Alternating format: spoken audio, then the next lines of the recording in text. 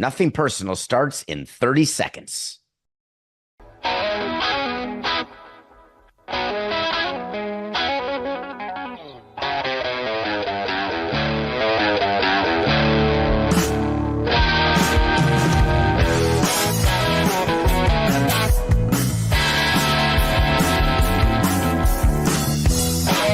It's just business. This is Nothing Personal.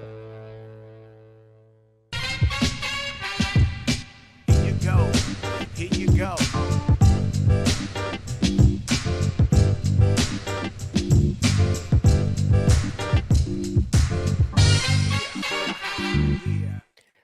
Velocity.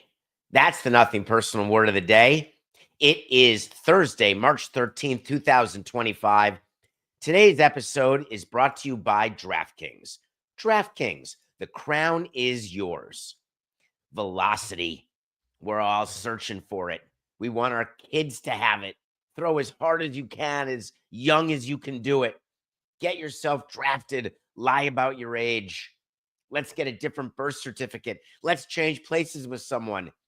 Let's throw breaking balls as a child. All we're doing is chasing velocity, looking at players, getting scouting reports. Ooh, he sits at 97.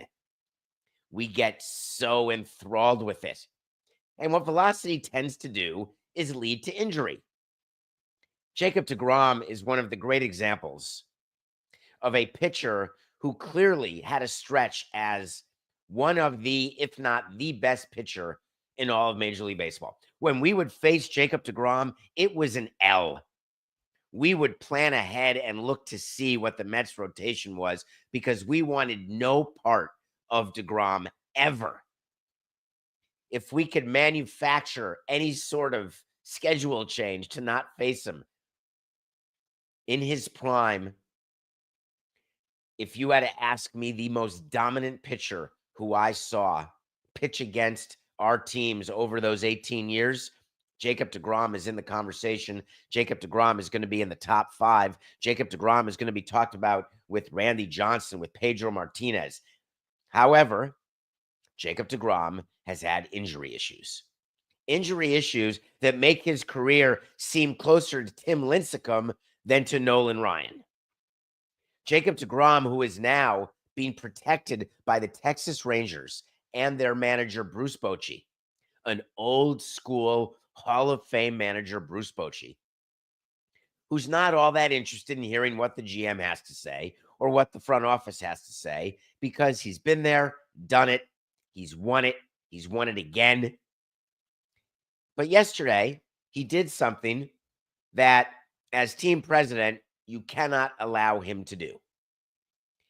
He went public and said what the plan is with Jacob deGrom this season. And he literally said the words you're not allowed to say. If we have to skip a start or put him on the injured list to keep him fresh, we'll do that.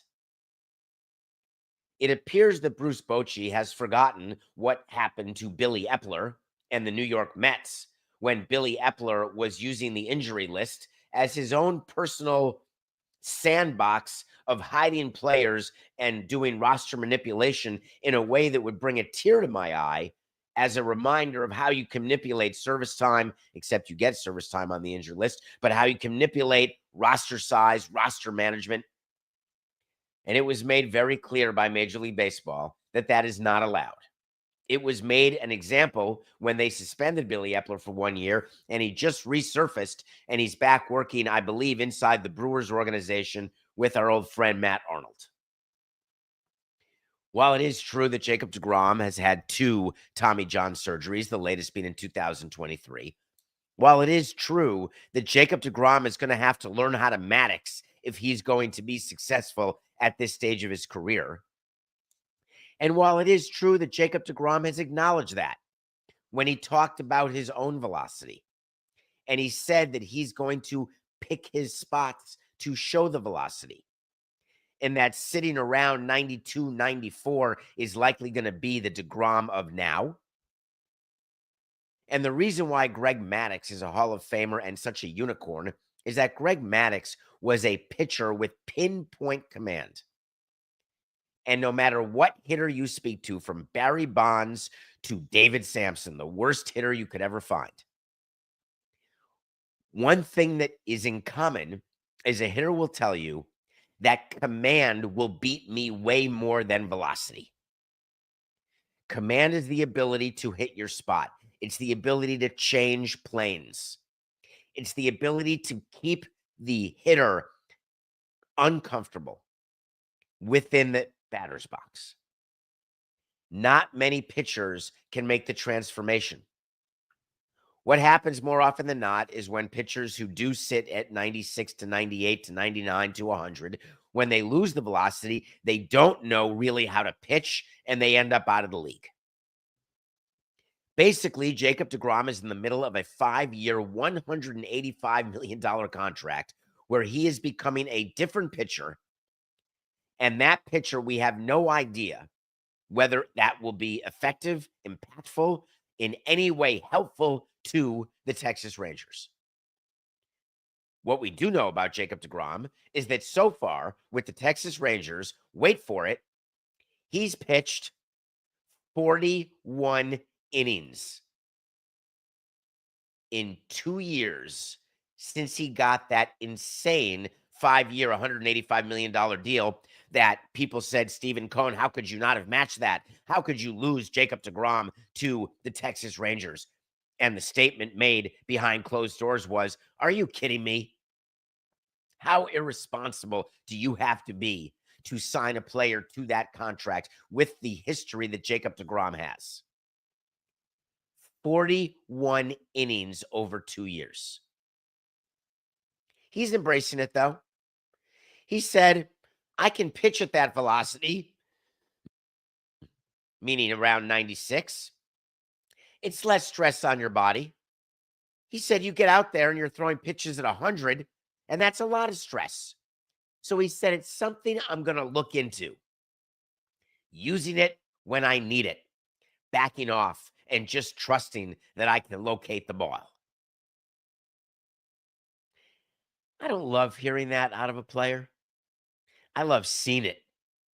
I understand the strategic change that's taking place, but I also understand that what the Rangers are doing and what Bochy told you they're going to do is they recognize the fact that even if he does what he says he wants to do, that the level of protection he needs is even more than that. So when you're mapping out your season, which we do every offseason, and then we keep doing it through spring training, and then we keep doing it through the first third of the season, we are mapping out innings. We've got to cover innings with starting pitchers.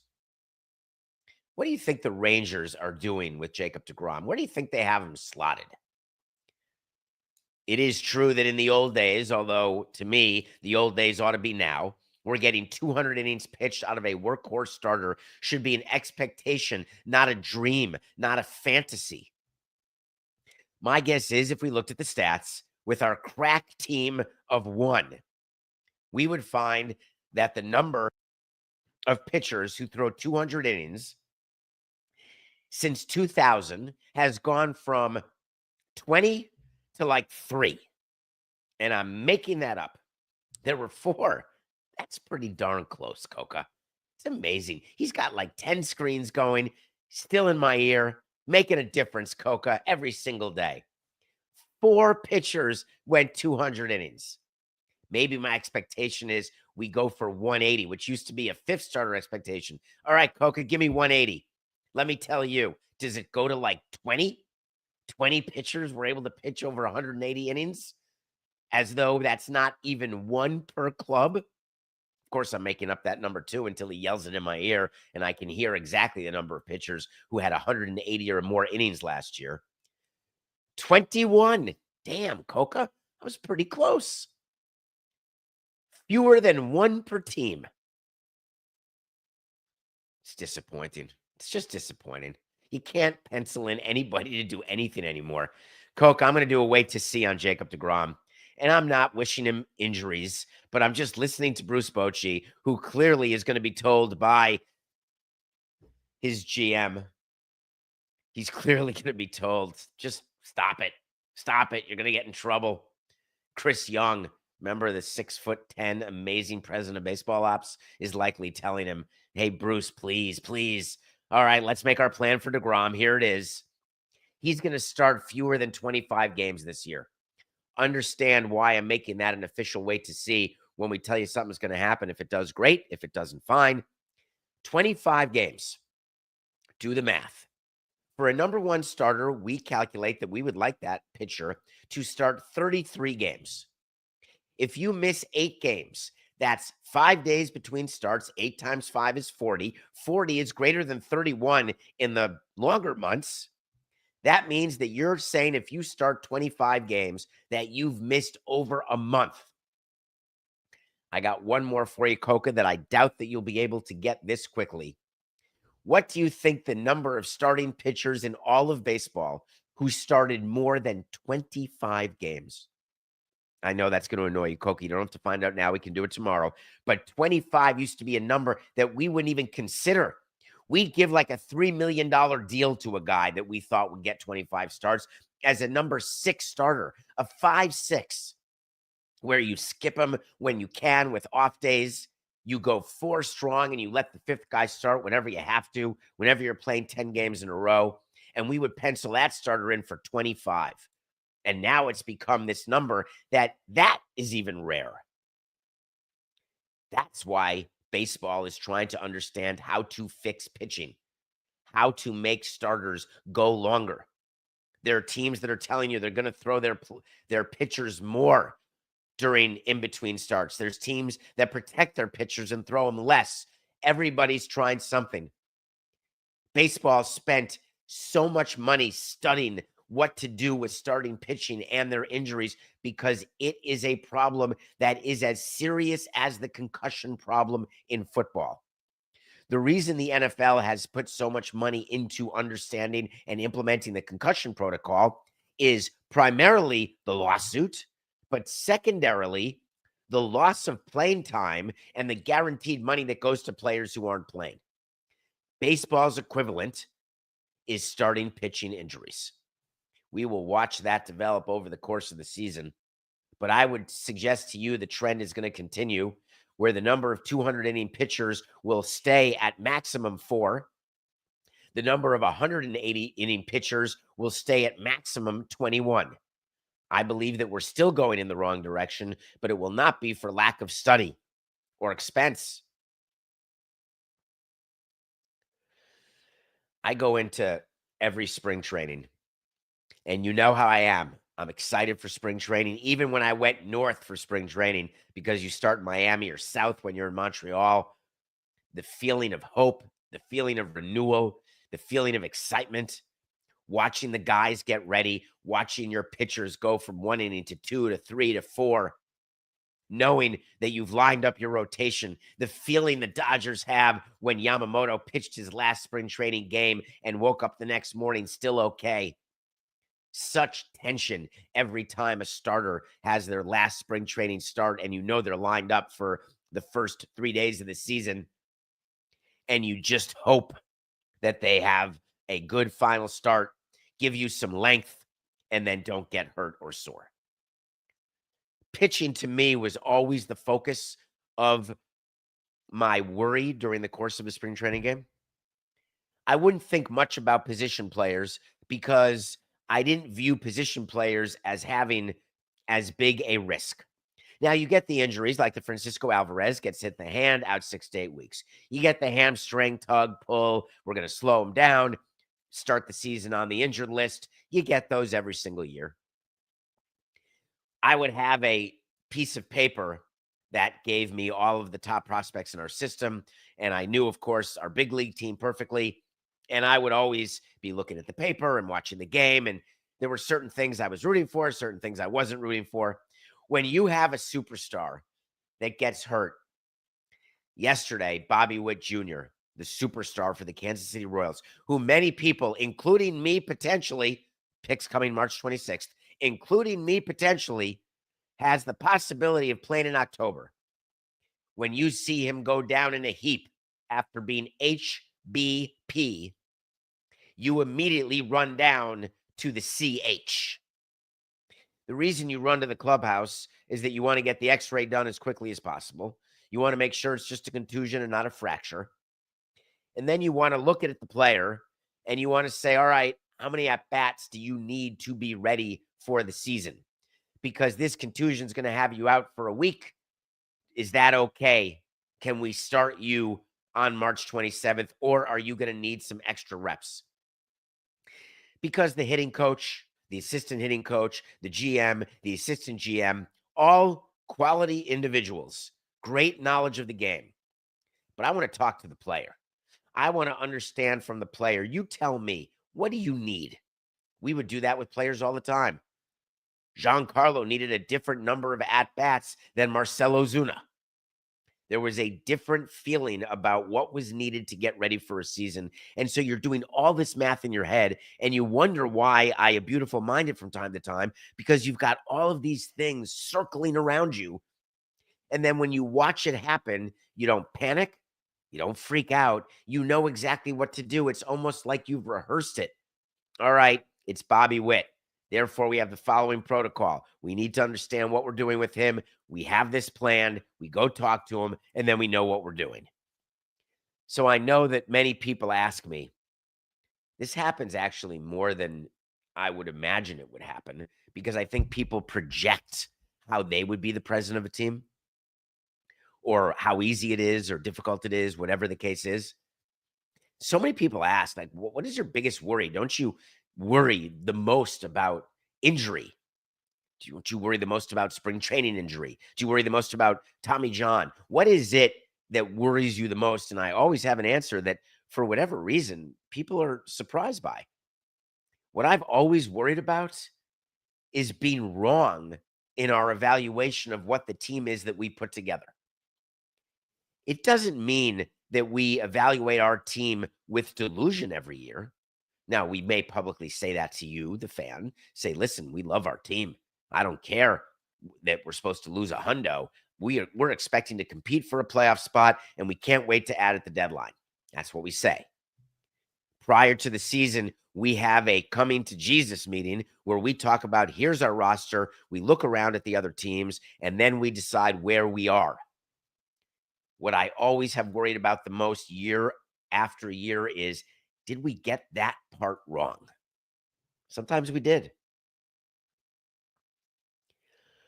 One of the things when you have a superstar that you have to figure out, and we've talked about it during the course of this show. By the way, it's my favorite show number today, Coca. I love the consecutive numbers. It just fits well in my brain. Today is show 1, 2, 3, 4. Not counting sit downs and special episodes and mailbags, but this sort of episode, the regular episodes, 1,234, Coca. Wait till we get to 1, 2, 3, 4, 5. God, are we still gonna be alive for that? Yikes, 11,000 more. So one thing that we think about is, and we've talked about, is how to deal with an aging superstar. Whether you give them a thank you deal, whether you move them along, let them go to a different team, whether you give them a promise to be in the front office, what you do with a young superstar, when do you sign him, when do you sign him long term, when you go to the room with him in arbitration. You go through all of these things with your superstar players. One thing that Jerry Reinsdorf was famous for with all of his superstar players in the 90s with the Bulls is he didn't do during contract renegotiations. You can go back and Google it. No matter what he says now, that happens to be a truth. The Buffalo Bills, just a couple days ago, did an during contract extension with their superstar, Josh Allen. And you recall that it wasn't just that they extended him, it's that they made him the highest guarantee in the history of the sport at $250 million guaranteed. What some of you may have noticed is that his AAV, should he play out the entirety of his contract, was $55 million. And many of you pointed out that's strange. He's one of the best quarterbacks, if not the best in the game. Why is he not at the top of the food chain in AAV? And I said, he's at the top of the food chain in guarantee, and that is far more meaningful than AAV. but it turns out that I may have been wrong. Josh Allen was introduced yesterday via Zoom to talk about his new extension, and what he said fascinated me, and we wanted you to hear it directly from him. Seemed like, to my perspective, I was taking a whole lot less. The way that I make sense of it, when you start getting these fairly big numbers throughout the entire league, it's weird to say this, but what's 5 more going to do for my life that I can't already do right now, right? So like it's not that crazy to me, right? Like I live a pretty good life, got a house, got a car, we're good, but I wasn't looking to absolutely kill them in every chance that I could. And I told my agent that I was like, hey, if this has any impact on the pack, or impact on the cap, I should say, let's figure out a way to not do that. I don't know whether I love him more today than I did yesterday, or whether I never want to play poker with this guy. I can't figure that out. And if you weren't watching and you're just listening, he was dressed very casually, which is how I would suggest it, not looking at all wealthy. And he had his face in the Zoom like my father would, where it's sort of focused on the forehead a little bit, not sure if it's in the full camera. Made me smile. A couple things that were said I took a tiny bit of umbrage with, and Coke and I had an interesting debate prior to the start of the show. Let me start with this. If I said, name the player in your life that you recall who actually took less money, a hometown discount, who comes to mind? Does LeBron James come to mind? Michael Jordan, does he come to mind? The first player who comes to mind in my mind is Tom Brady. Tom Brady clearly took less to keep talent around him in New England because he recognized that GOAT status comes with jewelry. He wanted jewelry. Josh Allen is jewelryless other than an engagement ring on Steinfeld's finger. Josh Allen needs and wants a Super Bowl victory if you're going to be considered one of the best. With all due respect to Dan Marino, if you're going to be considered one of the best, having a Super Bowl ring matters. Josh Allen getting the most guaranteed money in the history of football does not sound as though that he was interested in being the guy who takes less to help the team with their cap space. $55 million on an AAV. What exactly are you leaving on the table? And he wanted to let you know that it's $5 million. What's another $5 million? And this is where I think I may be in love with him. I've never had a player say that once in my life. In all the negotiations I've ever done, hey, what's another $5 million? It's like a dream come true. But he's talking $5 million a year over the course of his contract. So it really isn't about $5 million. Did he take $25 million off what he should have gotten? Should he have had a 60 AAV plus the most guaranteed of any player? Is he that far ahead of any other quarterback? It is true that Josh Allen's contract will only represent 19% of the salary cap for the Buffalo Bills. It is true that at signing, that will only put him 13th on the list. So it is true in some regard that he has done a favor as it relates to cap. Ohtani? Is that what I'm hearing? Is that what you're whispering on the other side of this lonely abyss of a camera? That Shohei Ohtani deferred money, gave up $68 million a year so the Dodgers could go ahead and sign everybody. What Josh Allen did doesn't resemble what Ohtani did. Ohtani took $700 million over 10 years, but the truth is, present value, it was only $460 because he deferred so much without interest. Josh Allen is not doing that. While it is true the Bills have taken advantage of the fact that they've got some cap space with only 19% going toward Josh Allen, I don't want him to be looked at as this amazing giving man. What I'd like him to be looked at is being paid the proper amount for the type of quarterback he is. So when meeting with your agent and coming up with PR points to talk about and things you want to say, trying to be relatable, trying to be the team leader, I get where they'd come up with the talking point of what's another $5 million, that I told my agent I don't want to kill them. I told my agent I want to keep cap room. He called it pack, but he meant cap. All of that sounds great to me. I just wonder if the Bills and their action and active in the early portion of free agency, which they've been, they've signed a bunch of players to extensions, which is great. They've signed a couple free agents. They got a wide receiver. They just signed the university school brother, whose name escapes me, Bosa. They gave him $12 million to come. So maybe it's true that we'll find that the Bills will be even better next year than this year, and that the Bills will find a way. What's another $5 million? Don't ever say that to your boss, ever. So the league year started yesterday. Remember, we told you it was going to start. Aaron Rodgers was officially released. That's it. Adam Schefter, who's been busier than I just heard the expression on it. I was watching an episode of Shameless, so I can't remember what it was, but it was something about a one-armed coat hanger in I can't remember what it was, but it was somewhat funny. That's how busy Adam Schefter is this time of year, although really all times of year.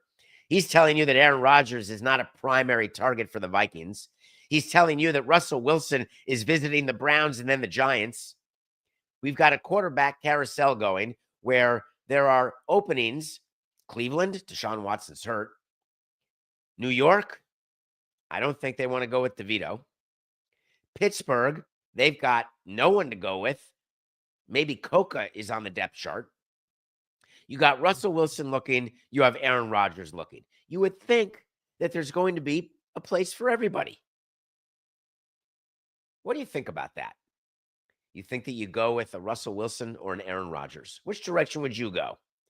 Aaron Rodgers, MVP, greatest of all time, one of, underneath Brady, but one of the greatest of all time.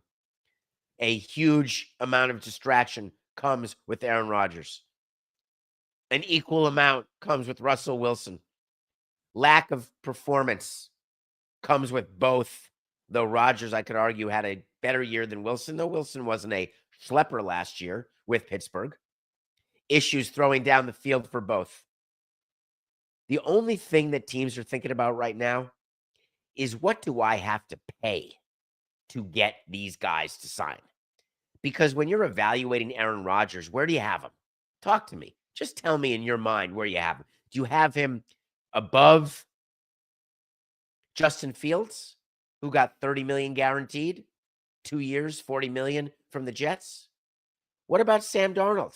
Do you have Rodgers and Wilson above Sam Darnold, who got the $105 million over 3, 55 guaranteed? Where do you slot him in? Because slotting is what happens. You can't pay for past performance. It seems hard for me to imagine that anybody will value Aaron Rodgers or Russell Wilson as Sam Darnold. And Sam Darnold has not exactly been the picture of consistency. As a matter of fact, you could argue Sam Darnold, you sign at the absolute height. It will be fascinating to watch where Rodgers and Wilson land, but even more fascinating to understand and figure out and wait for the insider text alert with what their guarantees are.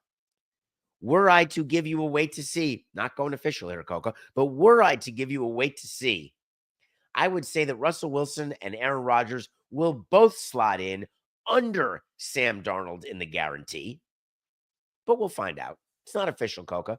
Don't add it to the document at David P. Samson. All right, let's take a break. When we come back, I can't wait to get to our pick of the day yesterday because, of course, you all fade me, except for when I win. And yesterday was a good win. I want to talk about that game. And then I can't wait to review my 66th favorite movie of all time. And we'll do it after this.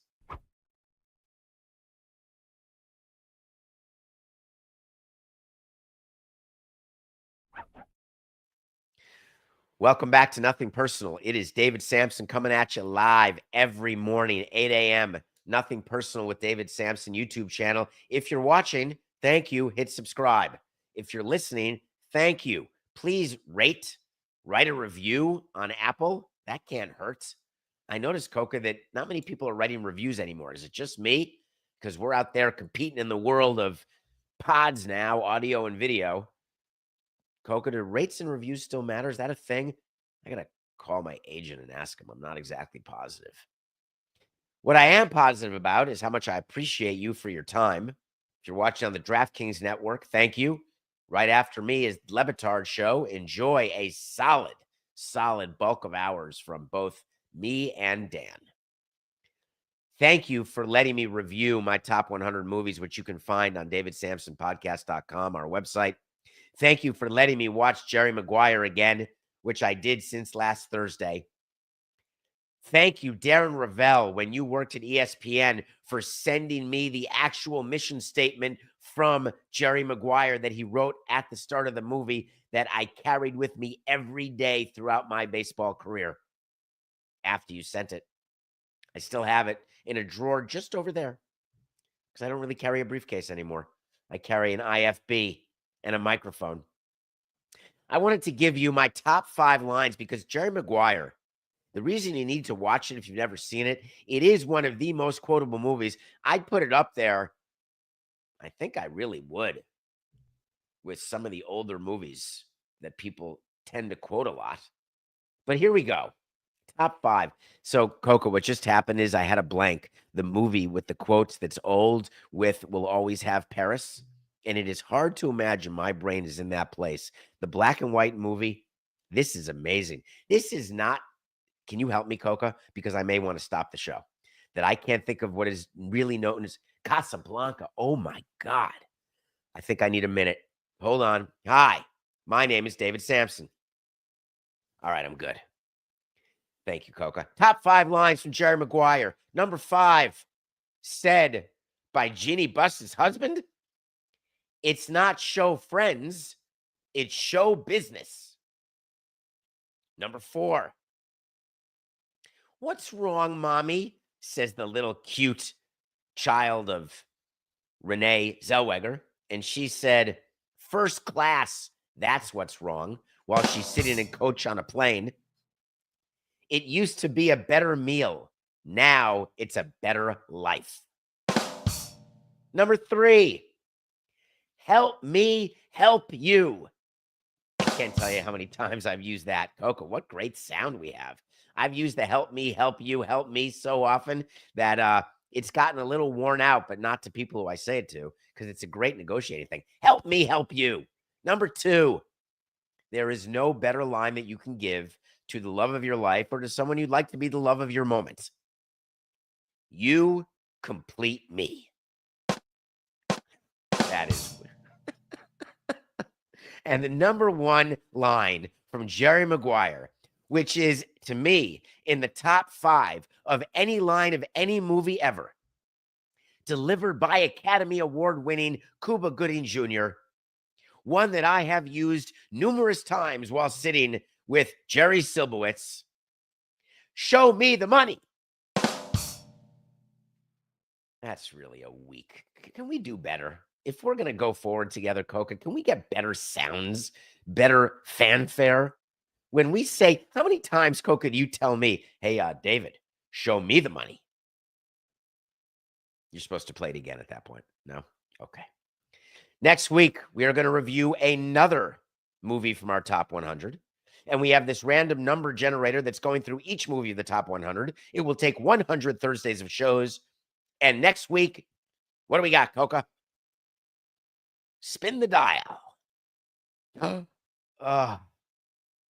Thank you, Coca.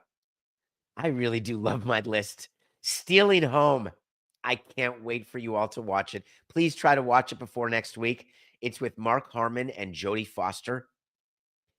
It's got Blair Brown in it. It's got John Shea in it. It even has Bitterman from Arthur in it, who plays a scout.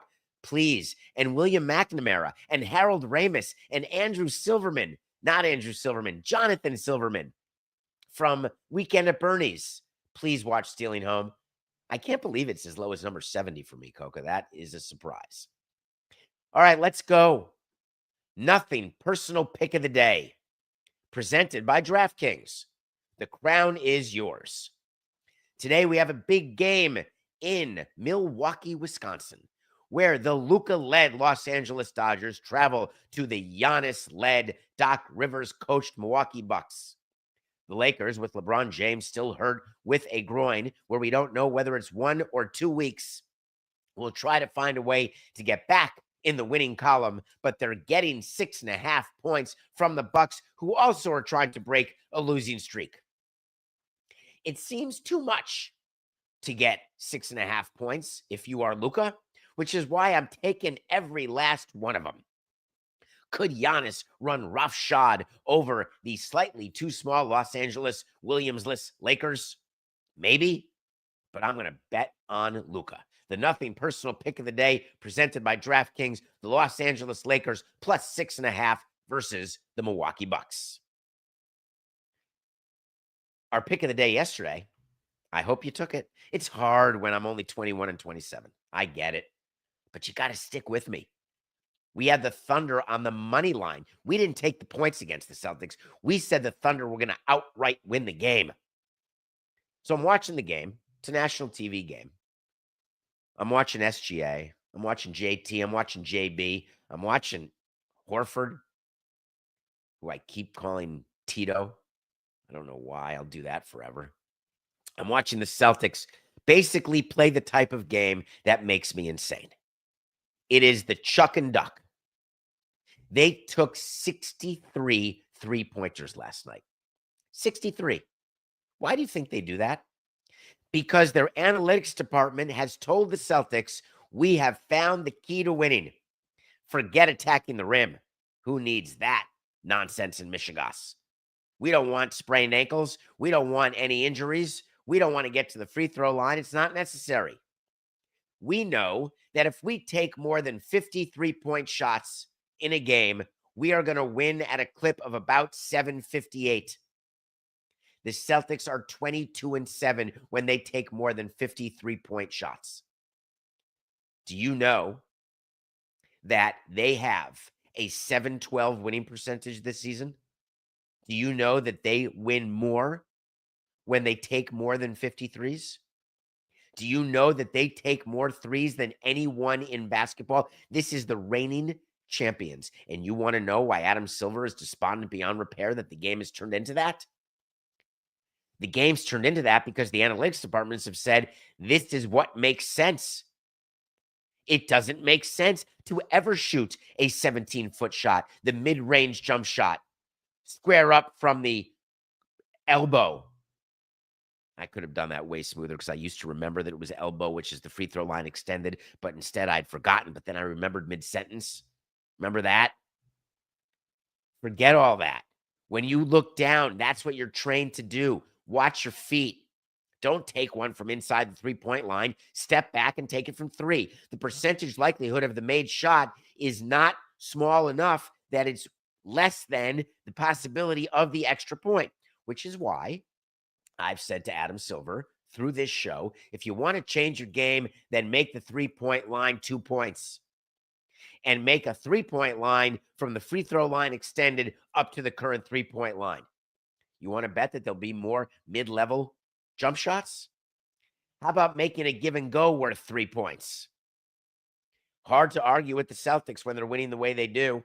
It's just that once in a while, it doesn't work out. Like when you're not hitting your shots. Or you're playing against a better team.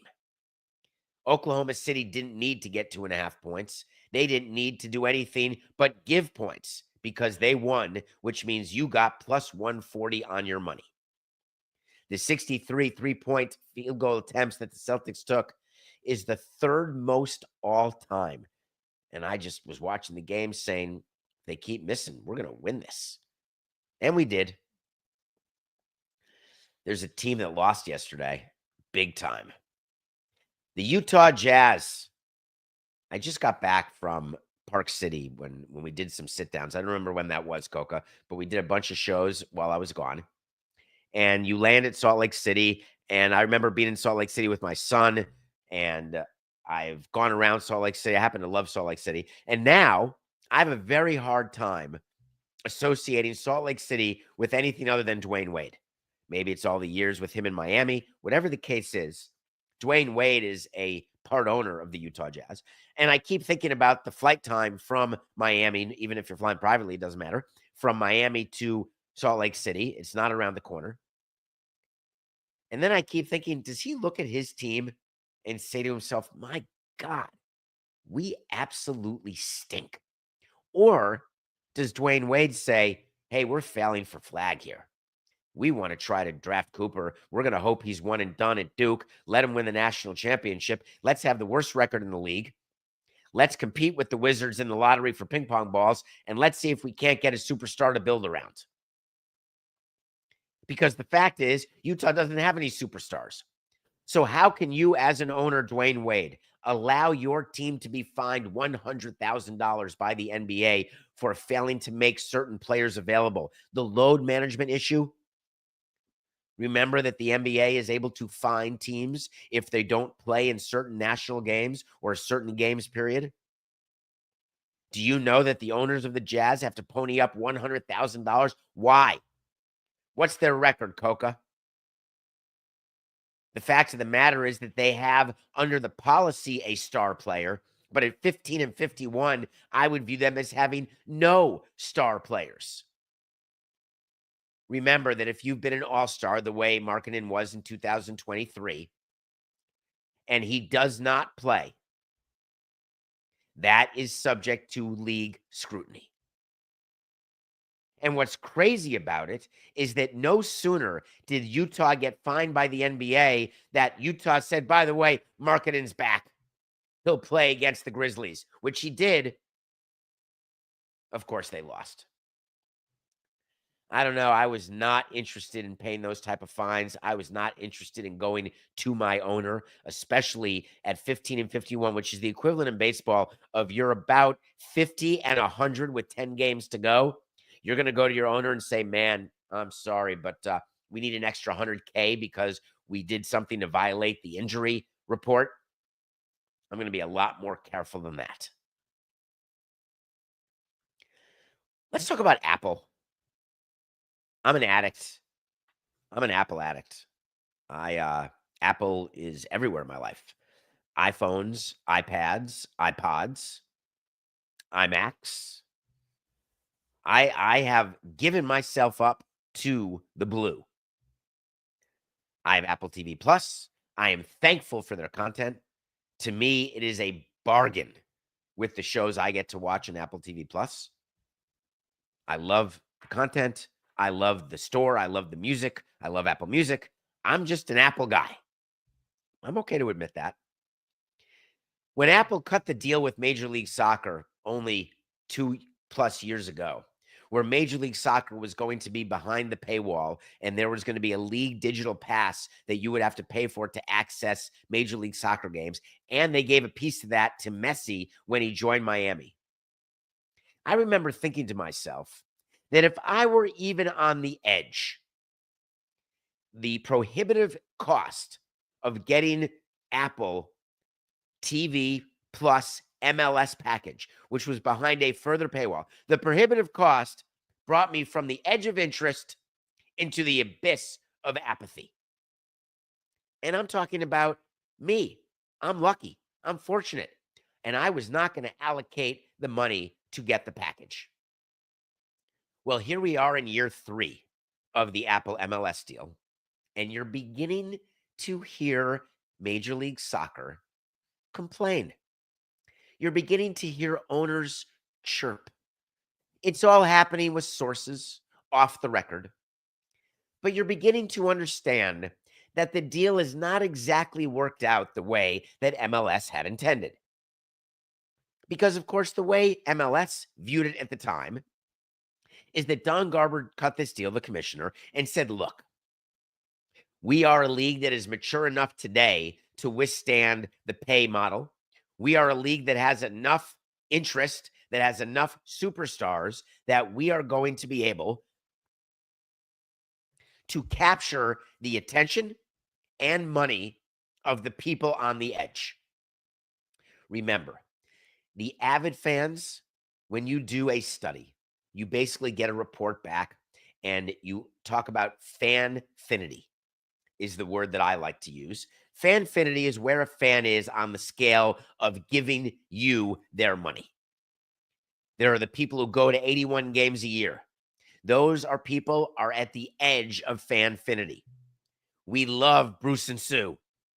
There are season ticket holders who buy season tickets every year, whether you win 100, lose 100, whether you're projected to win 100 or lose 100, whether you trade all your players or sign all your players. There are people who will watch every single game in person. And it goes all the way down the Fanfinity scope to people who have some awareness that there's a team in their city. And we are constantly trying to keep that pipeline filled and keep people moving up the pipeline. What Major League Soccer forgot is that their pipeline is far less mature than baseball's. As a league, the Fanfinity score for Major League Soccer, no matter how much you want to hear that the franchises are worth $1 billion and stadiums are getting built and expansion fees are growing, the reality is that Major League Soccer in the Fanfinity world of measurement is not near where baseball, basketball, and football are. Which is why you are seeing only 3 years in Major League Soccer change as much of the deal as they can change, even though they're in the middle of a 10-year deal. Apple got together with Major League Soccer and they addressed some of these issues. There's a Sunday night soccer game now that you'll get to watch, and all you have to do is have Apple TV. You can have DirecTV. It's as close to linear as Major League Soccer has been, where they do have games on Fox and FS1. But when I talk about part of the Apple deal, which is where a majority of their content lives, Apple and MLS realized they had to do more in front of the paywall as opposed to everything behind it. That's an acknowledgement only 2 years into a deal that it's not working out the way you expected it to work out. And it's not going to change fast enough. As a matter of fact, one GM said to The Athletic, they have to end the deal with Apple. It's bad for the fans. Another one said, I think we have to be on more linear outlets. Does this sound familiar? Major League Baseball? We have to be on ABC, NBC, Fox more regularly because I think a lot more people watched our games when we were in that space. I think Apple and the whole streaming thing is really innovative, and it's probably where things will be going, but I don't think that MLS is the leader of that. This is an anonymous GM talking to The Athletic. How does this end? This ends with the reality that there are 7 years left. It ends with the reality that there is an opt-out that Apple has after the 2027 season. Why would Apple take an opt-out if they are generally profiting from the deal with MLS? They wouldn't. The reason Apple would opt out of the deal after 2027, if in fact the production costs of having the games, everything else is part of their deal with MLS, if they have realized, like ESPN did with MLB, that in fact the juice has not been worth the squeeze. From MLS's standpoint, they are going to go to Apple and they are going to work together to reformulate this deal. And I don't think it's going to wait till 2027. I think right now what you're going to see is Apple and MLS get together and figure out a renegotiation that will allow, forget the opt-out after 27. I think you're going to see changes after 25. I think you'll see the changes in 2026 because Don Garber has one thing above all. He wants to be in the top 4. He wants to be with football at the table and baseball and basketball and hockey. He wants to take advantage of where he perceives world soccer to be, understanding that American soccer has never been what international football has been. He has to view his league still, even though there's been excitement and big names coming, in its infancy. It is in its nascent behavior as it relates to media rights and optimizing those rights and capitalizing on all of their quiver, all of their stuff, all of their content. So what Apple is doing now is they get in a room with MLS and they started to figure out things they could implement quickly, which was, let's get people outside the paywall. Let's get the games available as other places where Apple TV is. However, we don't want to make them buy the whole season. MLS, of course, was good with that. They want more. So then they're going to say to MLS, is there any way that you would allow more non-exclusive games? Would you allow us to take yet another package outside of your paywall and get it onto a different channel, get it onto a different mode of distribution? To which MLS will look at them and say, will that impact our subs? Will that impact our ability to make money when we've lost over the first 2 years? And then they'll look at each other and they'll say, it's just business. This is nothing personal.